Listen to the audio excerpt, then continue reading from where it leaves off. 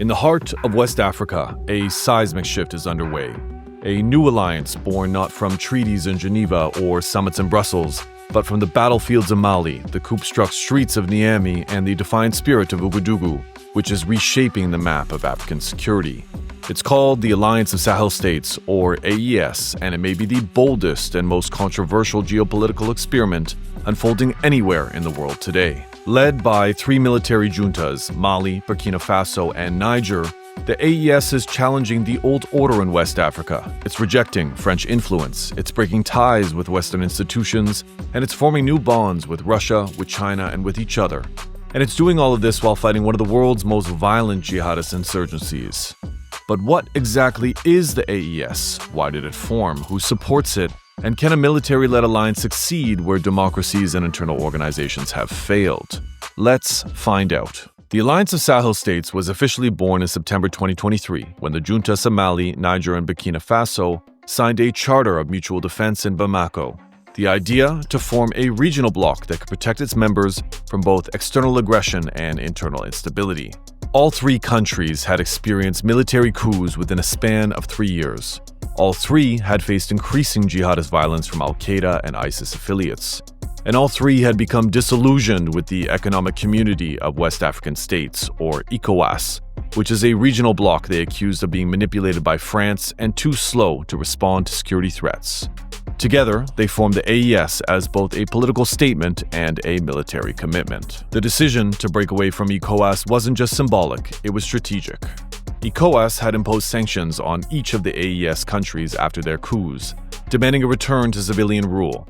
But the juntas pushed back. They saw ECOWAS as beholden to Western interests. Mali's foreign minister summed up the mood. The AES was formed to disrupt the balance of power manipulated by those who seek to dominate us. By leaving the ECOWAS, the AES nations hope to build a new African security model, one not dependent on Europe or constrained by outdated regional institutions. Jihadist violence has ravaged the Sahel since 2012. In northern Mali, groups affiliated with al-Qaeda and ISIS regularly ambush military convoys and overrun garrisons. In Burkina Faso, over 2 million people have been displaced by fighting. And in Niger, vast desert regions remain ungoverned, providing havens for armed groups. All three AES states believe that regional unity is the only way to win this fight. That's why, in early 2025, they announced the formation of a joint military force with shared command, logistics, and intelligence. Russia has pledged to support this force. In April 2025, it announced military backing, including drones, trading, and support for the AES. The announcement marked a major geopolitical shift. For the first time since independence, West African states were openly turning to Moscow, not Paris or Washington, for security. The AES's pivot away from France is perhaps its most symbolic move. For decades, France maintained military bases and economic influence throughout its former colonies.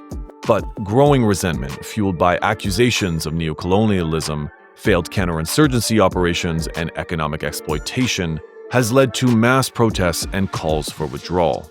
In 2022 and 2023, French forces were expelled from Mali and Burkina Faso. By 2024, Niger followed suit, and the AES became a French free zone. In place of France, the AES has welcomed new players. Russia is now the dominant military partner. China is expanding mining and infrastructure projects, and Morocco has stepped in as a diplomatic ally, offering the AES states access to Atlantic ports and proposing joint economic zones. But not everything is going smoothly. Each AES member faces serious internal challenges. In Mali, al-Qaeda-linked militants attacked military bases in late May 2025, killing dozens of soldiers. Burkina Faso's central government struggles to maintain control beyond major cities, and Niger faces rising ethnic tensions between its Hausa and Tuareg populations. And beyond security, the economic picture is dire.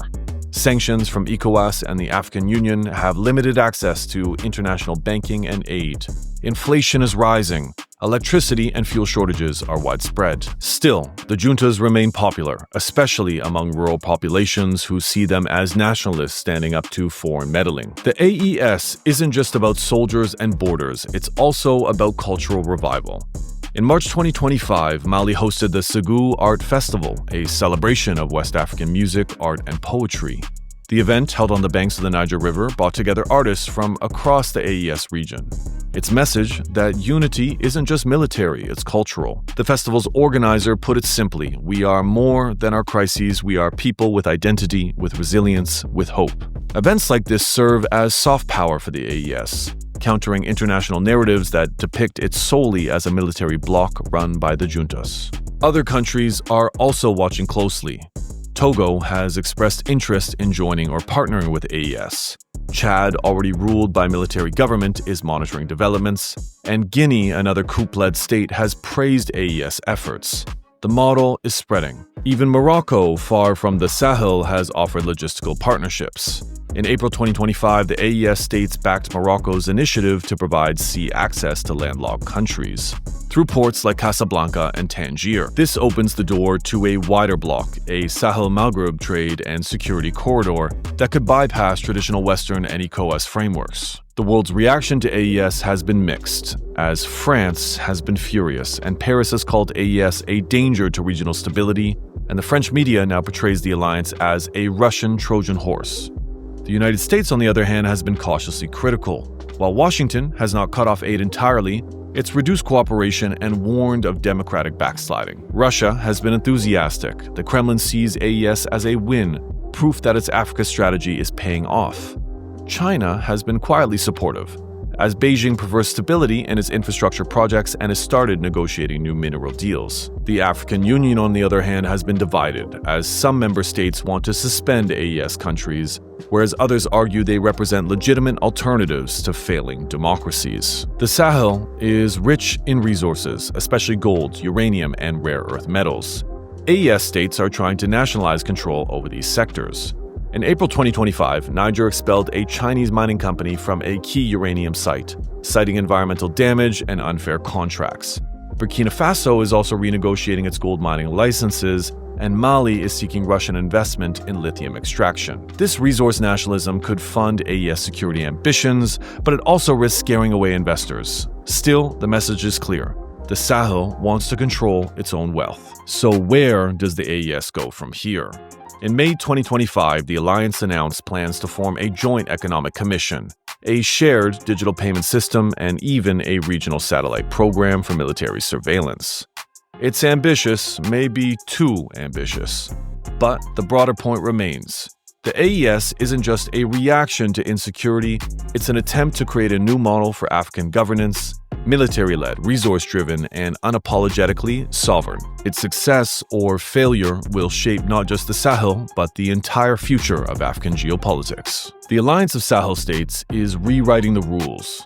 It's challenging old power structures, it's courting new global partners, and it's defining African security on African terms. To some, it's a dangerous descent into authoritarianism.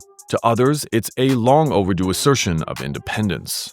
Either way, it's real, and it's growing, and it's not going away. In the battle between order and autonomy, between foreign reliance and local control, the Sahel has chosen its path, and the rest of the world is watching.